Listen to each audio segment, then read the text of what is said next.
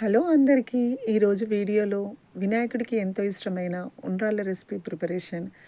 ముందుగా ఒక గిన్నె తీసుకొని అందులోకి ఒక కప్పు వాటర్, హాఫ్ కప్పు గంట పాటు నానబెట్టిన శనగపప్పు, ఒక స్పూన్ జీలకర్ర, హాఫ్ స్పూన్ ఉప్పు, హాఫ్ కప్పు కొబ్బరి పొడి, ఇలాచీ వేసి ఆ వాటర్ వేడయ్యాక అందులోకి ఒక కప్పు బెల్లం బాగా మరిగించి ఒక కప్పు బియ్యం పిండి వేసి బాగా కలుపుకొని ఒక స్పూన్ నెయ్యి వేసుకొని స్టవ్ మీద నుంచి దించాక చల్లారిన తర్వాత వాటిని ఉండలుగా చుట్టుకొని నీటి ఆవిరి పైన 6 నుంచి 10 నిమిషాల పాటు ఉడికించుకొని బయటికి తీస్తే ఎంతో రుచికరమైన ఉండ్రాళ్ళ రెసిపీ రెడీ అండి.